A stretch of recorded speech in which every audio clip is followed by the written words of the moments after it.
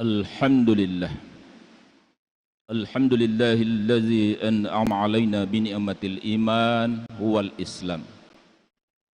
Asyhadu an la ilaha illallah wahdahu la syarikalah wa asyhadu anna Muhammadan abduhu wa rasul.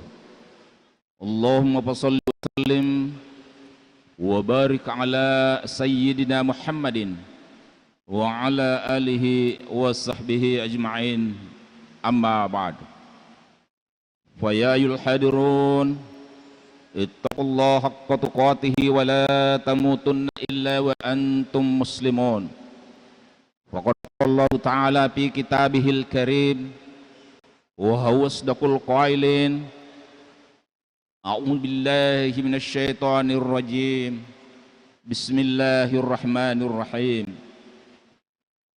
Ya ayyuhal insan innaka kadihun ila rabbika kadahan famulaki wa amma man utiya kitabahu biyaminihi fasawfa yuhasabu hisaban yasira. Sadaqallahul azim wa sadaqa nabiyil karim. Ma'asyiral muslimin, jamaah Jumat insyaallah dimuliakan Allah Subhanahu wa ta'ala. Marilah kita memanjatkan puji dan syukur kepada Allah Subhanahu wa ta'ala atas limpahan rahmatnya kepada kita sekalian, sehingga kita dapat hadir berkumpul di tempat dan waktu mubarakah ini dalam rangka membuktikan diri kita sebagai muslim sejati, muslim yang senantiasa taat untuk melaksanakan perintah Allah Subhanahu wa ta'ala dan senantiasa berusaha untuk menjauhi segala apa yang dilarangnya. Dan kita berdoa kepada Allah Subhanahu wa ta'ala, semoga ibadah kita Jumat pada hari ini dan tempat ini dapat diterima oleh Allah Subhanahu wa ta'ala, sehingga kita diberikan keselamatan hidup di dunia, lebih-lebih di akhirat kelak. Amin ya rabbal alamin. Selaku khatib ucapkan salawat dan taslim kepada baginda Rasulullah Muhammad sallallahu alaihi wasallam yang telah merintis jalan keselamatan minaz zulumati ilan nur, dari kegelapan menuju cahaya, yaitu cahaya Islam, agama yang diridhai oleh Allah Subhanahu wa ta'ala. Selaku khatib berkewajiban menyampaikan wasiat untuk senantiasa bertakwa kepada Allah Subhanahu wa ta'ala. Wala tamutunna illa wa antum muslimun. Janganlah kita meninggalkan dunia ini kecuali di dalam agama keselamatan, agama Islam. Ma'asyiral muslimin rahimakumullah.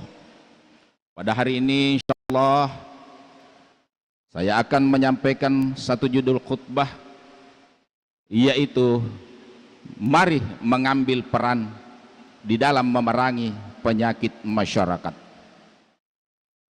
Ma'asyiral muslimin rahimakumullah.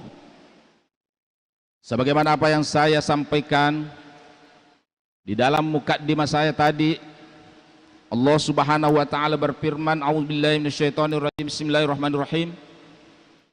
Ya ayyuhal insan innaka kadihun ila rabbika kadahan famulaki fa amma man utiya kitabahu biyaminihi fasawfa yuhasabu hisaban yasira.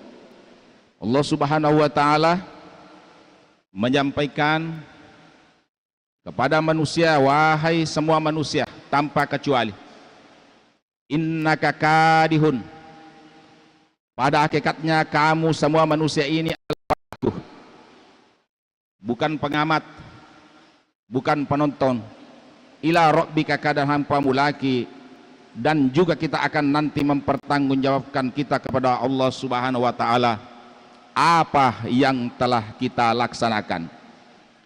Yang menjadi masalah kaum muslimin yang terhormati, banyak di antara kita yang menjadikan diri kita ini sebagai pengamat, Banyak di antara kita yang menjadikan diri ini hanya sebagai penonton. Akan kalau kita menjadi pengamat hanya menilai seseorang, itu kita akan mendapatkan apa-apa darinya. Ternyata Allah Subhanahu wa taala maka mengatakan, innaka kadihun, sesungguhnya kamu ini adalah pelaku, ila rabbika kadaham pomulaki, dan akan diminta pertanggungjawaban di depan Tuhan nanti apa yang sesuai dengan apa yang engkau lakukan. Masiral muslimin rahimakumullah. Sehubungan dengan itu, Allah Subhanahu wa taala berfirman, kuntum khaira ummah ukhrijat linnas ta'muruna bil ma'rufi wa tanhauna 'anil munkar tu'minuna billah. Kuntum khaira ummat, kamu adalah umat yang terbaik, ukhrijat linnas, yang dilahirkan dikeluarkan untuk manusia, ta'muruna bil ma'rufi, untuk menyuruh orang-orang untuk mengerjakan yang baik dan yang ma'ruf, wa tanhauna 'anil munkar, dan berusaha untuk mencegah orang untuk melaksanakan yang disebut dengan kemungkaran. Di dalamnya termasuk penyakit-penyakit masyarakat yang ada di sekitar kita. Jadi Allah Subhanahu wa taala ini menjadikan kita ini kuntum umat yang terbaik. Bukan karena apa? Bukan karena hanya beriman kepada Allah saja. Karena umat-umat terdahulu pun juga beriman kepada Allah.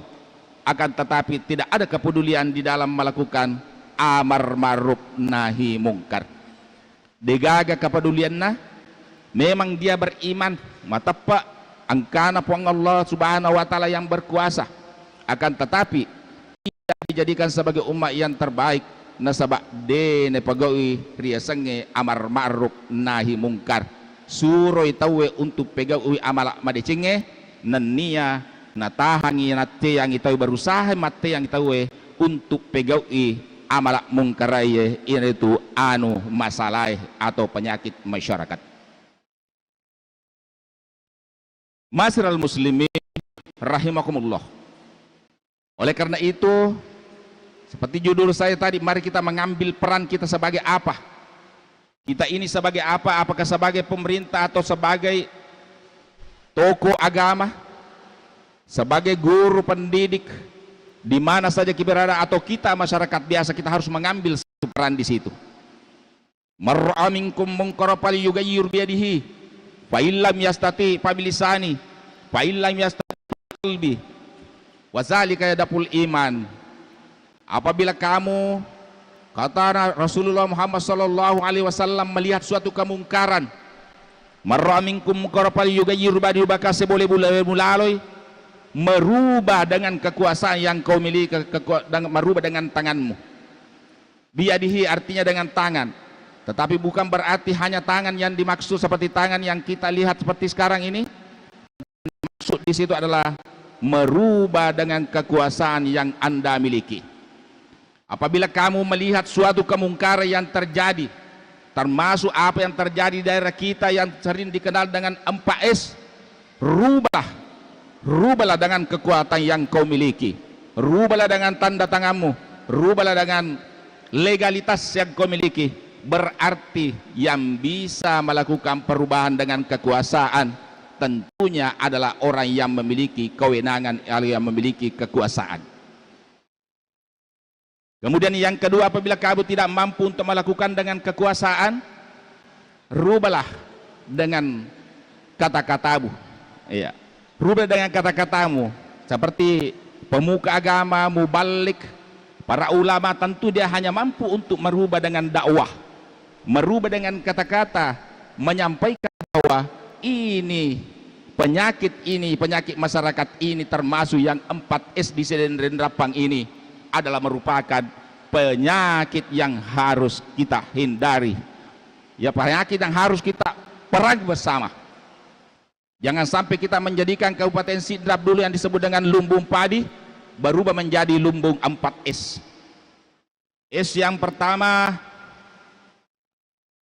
kita bisa mengatakan S yang pertama adalah sabu-sabu. Kemudian S yang kedua sabun ayam, papak butih. Kemudian S yang ketiga adalah sobis. S yang keempat adalah seks bebas, seks komersial. Masyiral muslimin rahimakumullah. Jangan sampai dengan penghalusan kata-kata istilah kita menganggap semua itu merupakan sesuatu yang biasa saja. Ya.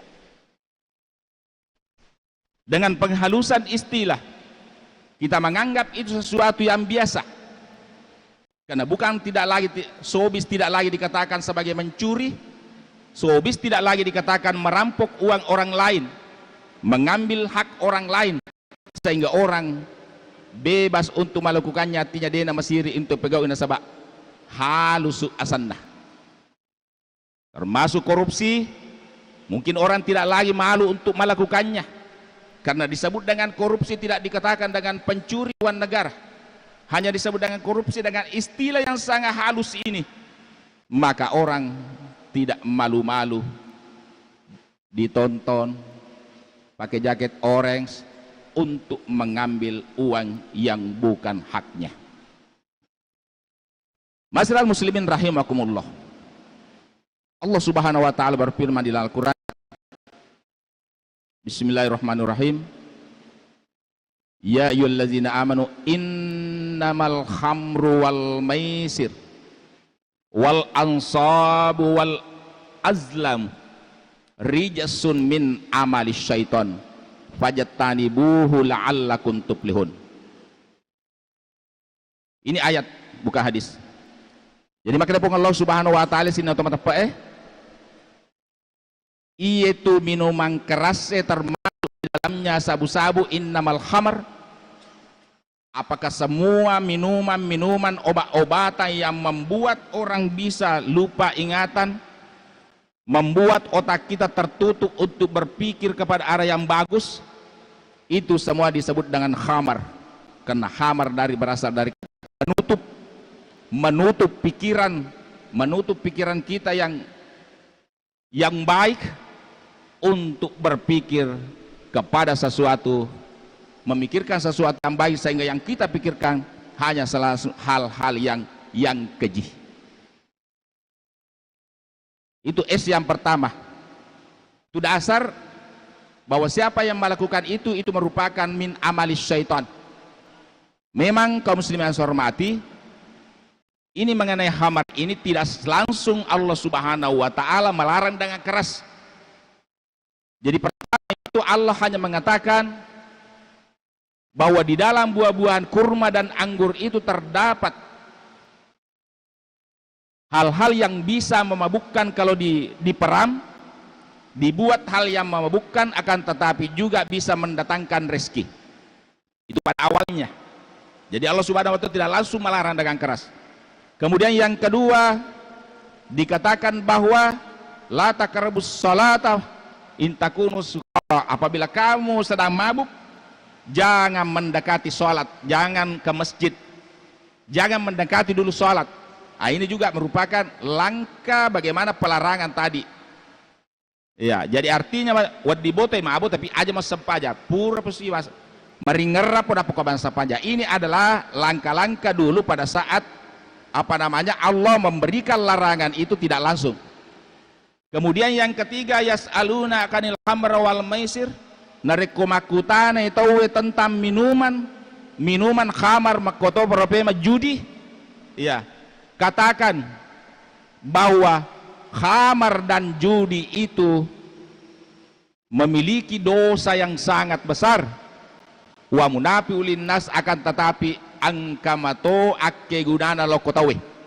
Nah, itu orang yang itulah yang biasa dipakai orang minum jola minuman keras na peloba pegau anu matana kuli minum jola minuman keras na pegau anu mata. Itulah yang dimaksud dengan wa munafi ulin nas angkamato gunana. Tapi itu ayat turun sebelum ada pelarangan yang sangat keras. Kemudian yang terakhir tadi ini matera ini betul-betul Allah Subhanahu wa taala melarang, tidak lagi ampun.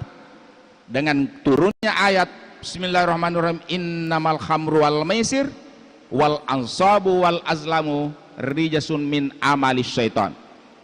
Setungguhnya khamar termasuk sabu-sabu di dalamnya dan teman-temannya, wal maisir, kemudian judi, ya, judi, wal ansabu, yaitu melakukan pemotongan kurban berhala, pemotongan kurban untuk berhala.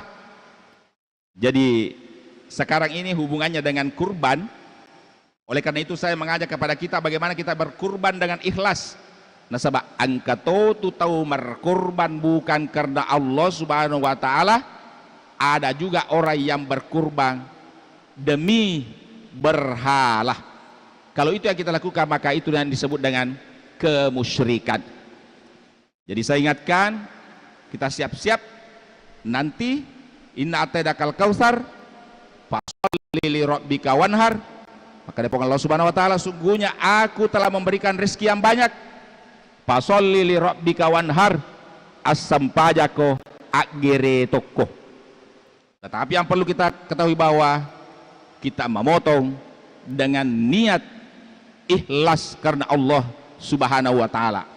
Jadi saya lanjutkan, wal ansabu. Jadi ansab itu adalah satu patung tempat berhala di mana orang di zaman itu, zaman jahiliyah, nariko mak geresa, mak gere untai tawe, napatadangi ulunna okoro batulopoe, baru kita potong dengan niat untuk persembahan kepada berhala. Ini juga dilarang oleh Allah Subhanahu wa taala yang termaktub tadi di dalam Al-Quran. Kemudian yang terakhir, wal azlamu. Kata siasa wal azlamu, ia naritu mengundi nasib. Kalau pada saat itu melakukan undi nasib dengan panah, ya, termasuk undi nasib itu kalau kita mau berangkat meluki loma jama, selalu kita mengatakan dulu mana yang kuat, benar, salah, kuat, lemah. Bahkan ada yang menggunakan bunyi binatang, bunyi toke dan sebagainya dalam rangka mengundi nasib. Ipada melo joka nareko sesuai dengan apa yang diharapkan dari bunyi binatang tadi, seperti yang saya sebutkan. Jadi itu juga mengundi nasib, itu juga dilarang. Mengundi nasib termasuk di dalam apa bute manu. Di samping dia termasuk judi, es atau sabung ayam itu di samping judi bisa juga digolongkan sebagai azlamu, yaitu mengundi nasib dengan cara memperkelahikan ayam, kege menang, kege kalah, sehingga yang menang bisa dapat uang, yang kalah tentunya akan merugi. Masiral muslimin rahimakumullah. Oleh karena itu kita harus takut dengan peringatan Allah Subhanahu wa taala. Makadai hati-hatilah terhadap musibah yang bisa menimpa kepada orang yang bukan saja yang melakukan kejahatan, yang bisa menimpa bukan orang yang melakukan kejahatan saja, akan tetapi musibah itu bisa juga menimpa semuanya kita orang baik. Kenapa? Karena mendiamkan perbuatan maksiat, perbuatan yang keji, membiarkan sabu-sabu, membiarkan sobis, membiarkan sabung ayam, membiarkan seks komersial.